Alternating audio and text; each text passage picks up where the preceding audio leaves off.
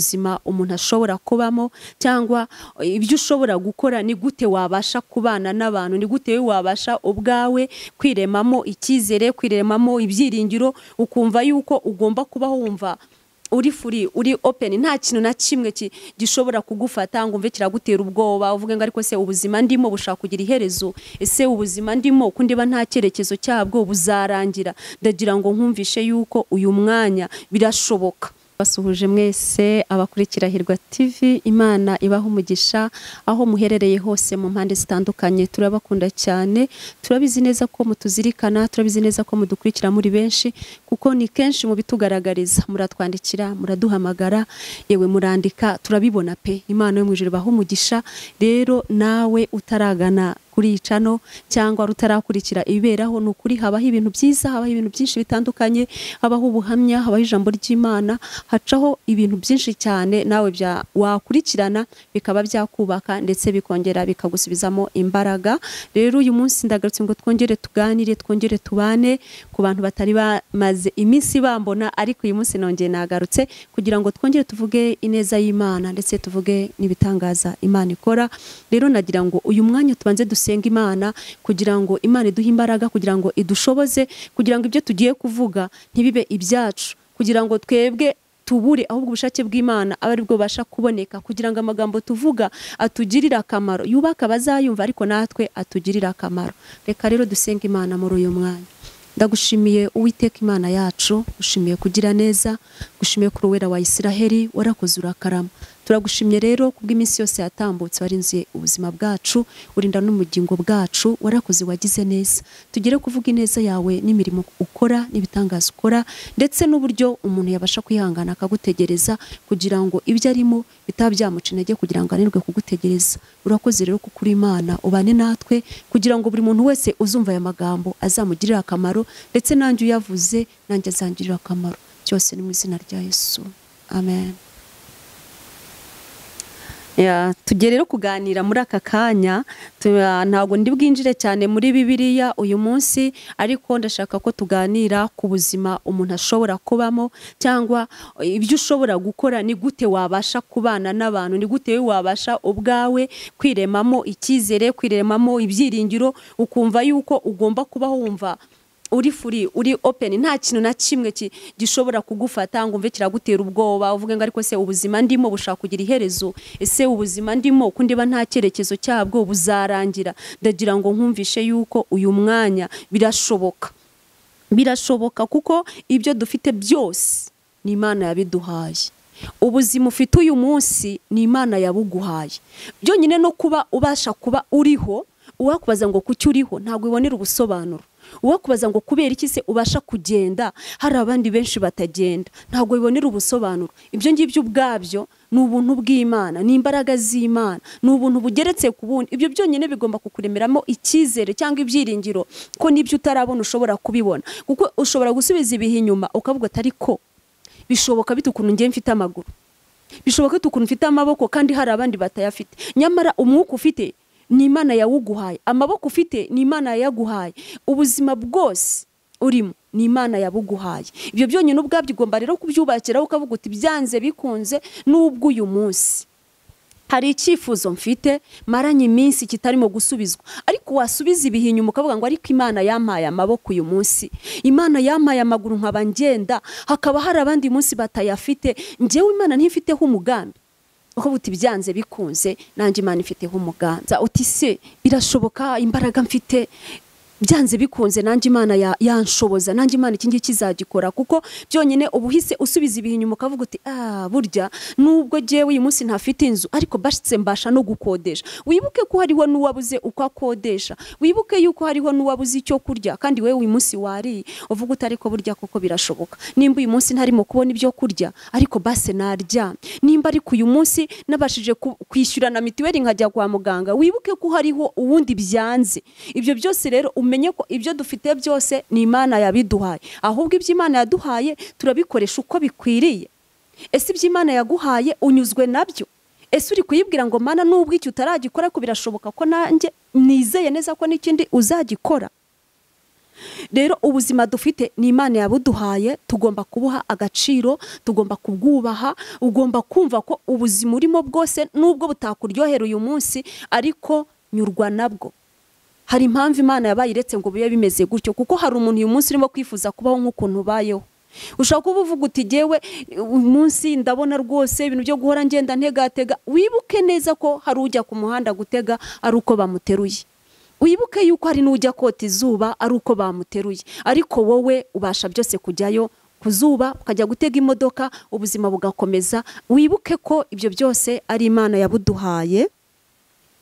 Rero ndagira ngo urusheho kumva ukunze Imana, uvuga utari ko burya nari naracitse intege, gute numvaga ndimo kugenda nanirwa, nkumva ntago Imana irimo kunsubiza, nkumva ntago Imana irimo gusubiza ibyanjye kuko nkumva biratinze. Oya, ibuka yuko wowe ibyo ngibyo ufite uyu munsi hari umuntu urimo kubyifuza. Ubuzima uriho uyu munsi hari umuntu wifuza kuba ameze nk'ukuntu umeze. Arahangayitse, wowe urabona ufite umwenda umwe, wakavuga ati cyamyehera n'uriya mwenda yambara, we no kubona byamugoye. Niyo mpamvu nagira ngo uyu munsi mubwire ngo kutisanisha n'ibihe twabayemo cyangwa kutisanisha n'ibihe turimo. Oya, wowe ibihe wabayemo cyangwa amateka yakuranze cyangwa ibihe wanyuzemo nta mpamvu zo kugira ngo wisanishe nabyo. Nimba warabaye imfubyi ngo wicare mu bantu nurangiza wumve nyine uri imfubyi, wumve wakigunga, wumve warira, nubona abandi bana barimo gutetana na ba mama wabo cyangwa ba papa wabo kuko utabafite, wumve ko wowe uri imfubyi ujye hara wigunge. Oya, nta mpamvu zo kwisanisha n'ibyatubayeho kera, ahubwo tugomba kwiremamo natwe ibyiringiro. Ukavuga ngo nubwo ndi imfubyi umunsi ariko narakuze, nubwo ndi imfubyi umunsi ntafite ababyeyi ariko nibura uyu munsi hari urwego jewe ngezeho. Kuko wibuke ko hari izindi imfubyi ziri inyuma yawe zitanameze nk'uko umeze. Wibuke nubwo waba uri umupfakazi uyu munsi hari abapfakazi uruta.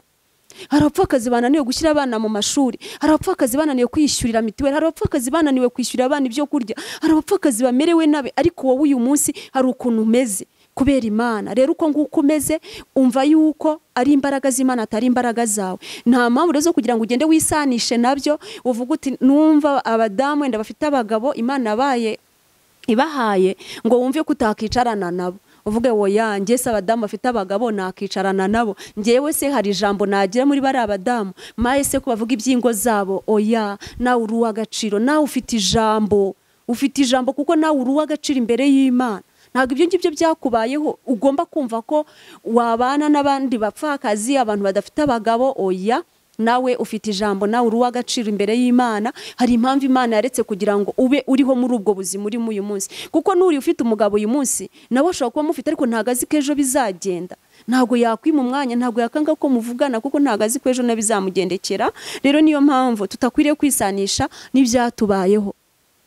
Nimba kera ushaka kuba utararyaga, ushaka ko aryaga bikugoye, ukumva yuko nyine ubwo buzima wabubayemo bwakuvunnye, ariko ukumva waguma ubamo wibuka ayo mateka. Oya, nta mpamvu zo kugira ngo twibuke ibyatubayeho. Uhore igihe cyose nuterura ikiganiro uvuga uti maye se njyewe ko ndi imfubyi, njyewe ko byagenze gutya na gutya, njyewe ko nari umukene. Oya, ibintu bishobora kuba byarakubayeho kera cyangwa nanjye byarambayeho, ariko si ngombwa kugira ngo igihe cyose uhore umbona mu isura ya bya bintu byambayeho. Nta mpamvu zo kugira ngo mugenzi wawe igihe cyose numubona uhita uvuga utangire kwibuka amateka y'ibya kera, kuko ibya kera byarahise byaribagiranye. Wewe wimubona ko kera atambaraga inkweto, ntabwo yazambaraga ariko uyu munsi arazambara. Wikumva ko kera iwabo baryaga bibagoye ndabaciye n'inshuro, barayica ariko uyu munsi bararya bagahaga. Rero wikomeza kumva ko ibihe yanyuzemo kera cyangwa wowe ibihe wanyuzemo kera n'uyu munsi byagumya kugukurikirana, kuko hari umwuka tugira utugendaho. Uwo mwuka utugendaho niwe udusubiza inyuma. Igihe ngo niyo mpamvu ngo Abisiraheli ngo nubwo bahagurutse mu Egiputa bakagenda, subiye muri Bibiliya, ngo bahagurutse mu Egiputa baragenda, ngo ariko barangije bahagurukana n'Abanyegiputa. Ubwo Imana yababwiraga ngo nimuhaguruke mugende mujye mu gihugu nzabereka, ngo nimuhaguruke mugende mujye Kanani kuko nzabana namwe. Ngo ariko barangije bahagurukana n'abandi Banyegiputa, bahagurukana nabo. ngo bagendana nabo, ngo bageze mu nzira bo batangira kwibuka iby'iwabo basize, batangira kwibuka gakondo y'iwabo, batangira kwibuka ibyo bariyeyo, ngo noneho n'Abisiraheli bamwe batangira kubyibuka kuko bari bafite abandi bantu babibibutsaga.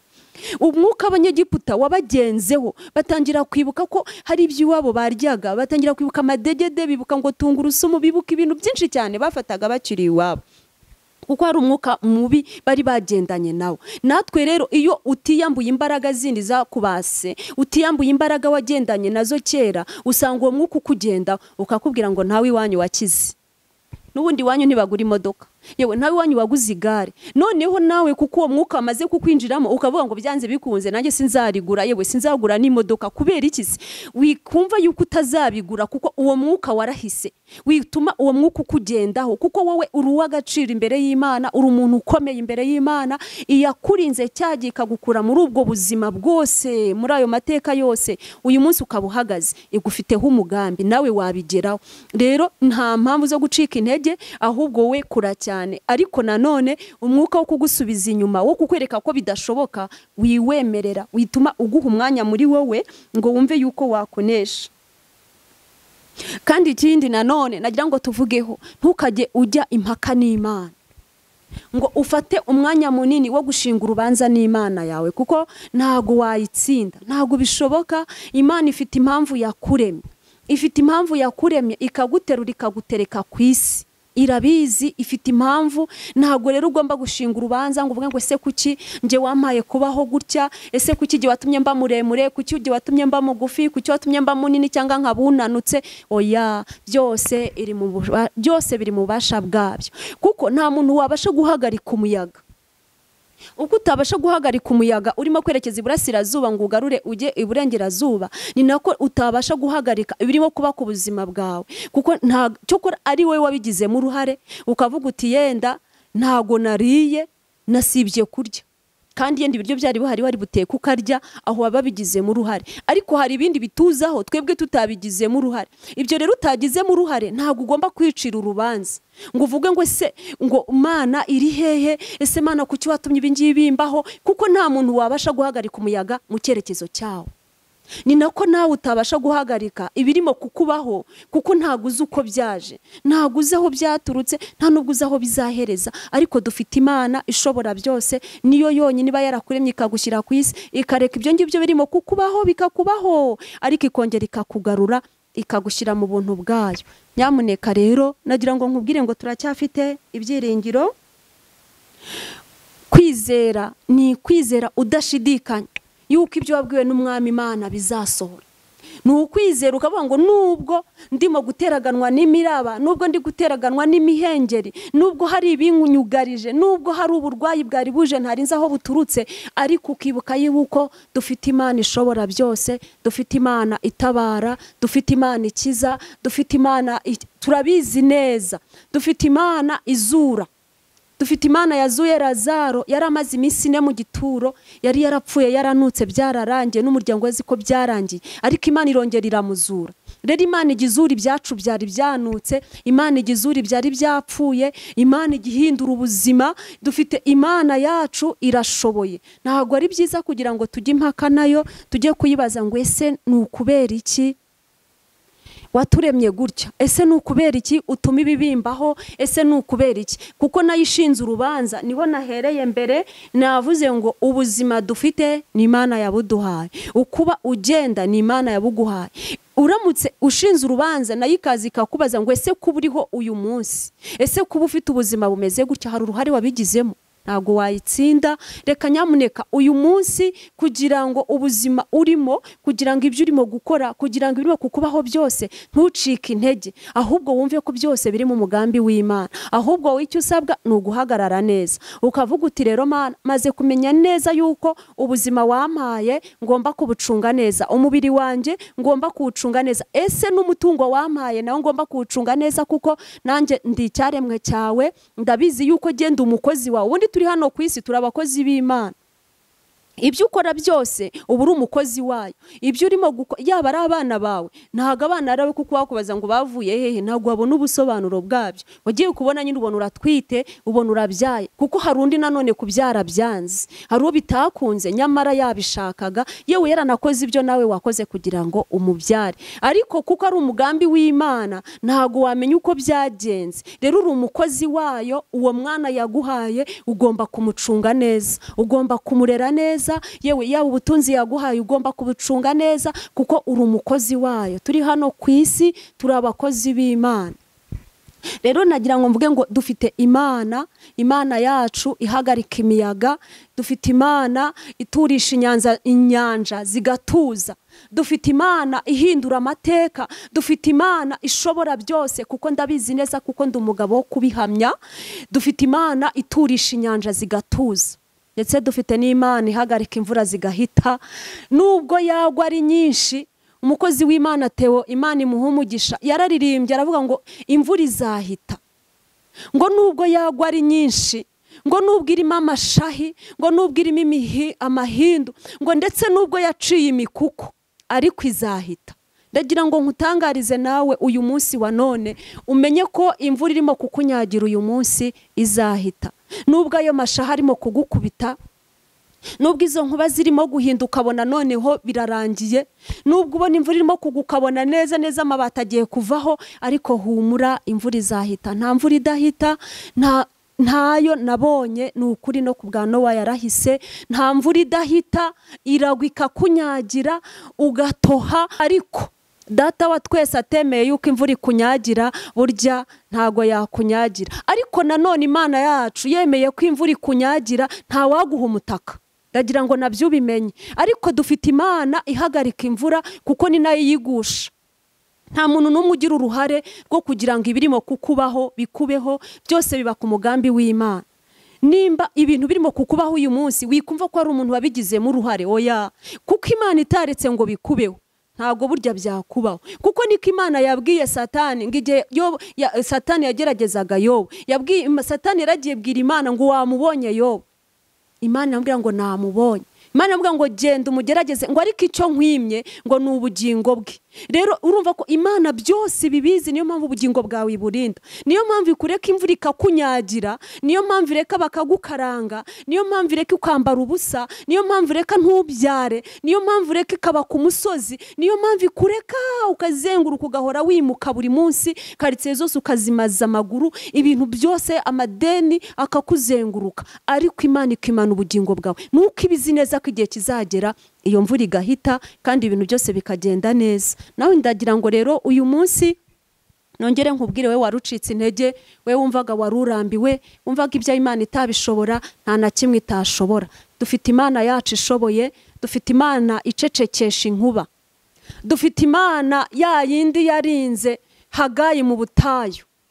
Haleluya. Imana yaramurinze mu butayu, ngo ubwo imvumba yari yajyanye amazi yaramushiranyemo, ngo nibyo kurya yari yatwariye umwana yabyari bimushiranye, ngo arangije araryamaho, yari ari ku musozi, ngo aravuga ngo ese biragenda gute. Ubwo yumvaga ibyiringiro bye bishize, avuga ati umwana wanjye agiye kumfira mu maso, ariko Data wa twese yari hafi aho ngaho. Arangije ambwira ngo humura, ntacyo uzaba. Nawe nagira ngo nkubwire uyu munsi ngo humura, ntacyo uzaba, kuko dufite Imana yacu ishoboye, dufite Imana yacu igabura, dufite Imana yacu itanga imyambaro, dufite Imana yacu ivura abarwayi bagakira, dufite Imana yacu itanga urubyaro, dufite Imana yacu izura abapfuye, dufite ibimenyetso birenga kimwe ndetse birenga bibiri. Ubwo yemeraga gutanga umwana wayo akaza kudupfira, ari we Yesu Kristo, mubo yapfiriye ndimo nawe urimo, ndetse mu byamuzanye ku isi kwari ukugira ngo ibyanjye abikemure, ndetse n'ibyo ntago yabyibagiwe. Nubwo uyu munsi bitari byakemuka, nubwo uyu munsi ubona hakiri bikugoye, ariko humura, haracyari ibyiringiro. Niyo mpamvu ibyabaye kubakera n'abi uyu munsi bigomba kubabaho. Wikumva ko birimo kukubaho uyu munsi nabo kera bitabaye, byababayeho. Aburahamu hari igihe cyageze agendana n'umudamu we, ngo ubwo yahagurukaga aragenda neza neza, abona ibintu byamukomeranya, buri ibyo kurya buri ukuntu abigenza, ariko Uwiteka yabanye nawe. Humura nawe, Uwiteka yewe aho ngaho uzahasome cyane, ni inkuru nziza cyane ziryoshye za Bibiliya, ariko iyo uyisomye nawe urabyumva ukuntu Imana yabanye na Aburahamu ubwo yagendanaga n'umudamu we Sara, ubwo yari amaze kugera ahantu abona babuze ibyo kurya n'ibyo kunywa, akavuga ati noneho turabigenza gute, ariko ngo arangije ngo aravuga ngo abwira umugore we ngo genda ubabwire yuko uje gushaka akazi, mbese aramureka aragenda ngo babwire yuko ndi mubyara wawe, nimba bavuze ko ari mubyara, nimba bavuze ko ari musaza we simbizi, ariko titire yo kwitwa umugabo wayikuraho, kuko nk'umwana w'umuntu nawe yarageze intege nke zanga, nk'uko nawe hari aho ujya ugera ukumva biranze, ariko kuko data wa twese yaramubereye maso, ngo arangije agenderera uwo mugabo wari ugiye kubona Sara, ngo aramubwira ati nyamuneka uramenye, rega natwe turashinganye, natwe turashinganye, dufite Imana yacu itagituvaho, dufite marayika utugenda bugufi, niyo mpamvu ubona wari ugiye kugwa mu muhanda ngo imodoka ikugonge, marayika akagushikanuza akakugarura inyuma, niyo mpamvu ubona wari ugeze kure ukabona nanone Uwiteka arongera arakuramiye, niyo mpamvu ubona wari wabuze ubwishyu bw'inzu ukabona Uwiteka arongera araje arayishyuye, niyo mpamvu wabonaga wabuze minerevare ukabona Uwiteka araje arayishyuye. Burya nuko Uwiteka kuba hafi, ntabwo ukuboko kwe rero kuba kure, burya bagucungira hafi. Uyibona urimo kunyagirwa ngo ugire ngo watose wenyine, hari abandi burya murimo kunyagiranwa, ariko burya nijya guhita irabanza ihita iwawe, ejo izahita ahandi, ejo izahita ahandi, ariko igikuru nuko imvura ihita. Humura rero, ntago Uwiteka yananiwe gukiza, kuko Imana yacu n'uyu munsi iracyakora. Imana yabanye na Aburahamu irahari, Imana yabanye n'Abisiraheli ku nyanja itukura, Imana yabanye n'abikabarinda mu butayu ntacyo kunywa bari bafite, ndetse nta n'ibyo kurya bari bafite.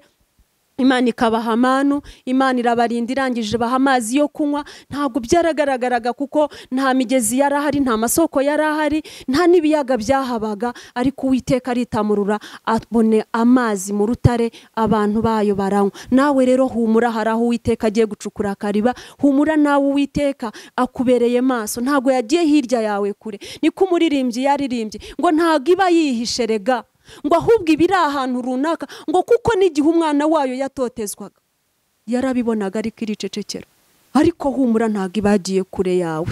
Ntabwo nawe rero ibyo birimo gucamo uyu munsi byigutera ubwoba ngo wumve ko byacitse. Oya, ntabwo byacitse, irimo iracungira hafi aho ngaho, nta cyahungabanya burya ubugingo, kuko iragukunda, yakuremye igukunze, yafashe umwanya wayo irakurema. Hari izindi nda zavuyemo, hari abana bapfuye bakigera ku isi, hari abana inda zabo zagize ibibazo ntizabaho, ariko wowe data yarakurinze, arakurinda igihe mama yaragutwite, arakurinda kwa muganga, arakurinda umukozi akurera, arakurinda izo nzira zose waciyemo, arakurinda. Nuko igukunda. Imana data rero iragukunda, humura, witerwa ubwoba n'ibyo urimo kunyuramo, witerwa ubwoba n'ubwo butayu urimo, witerwa ubwoba niyo misozi urimo kuzamuka.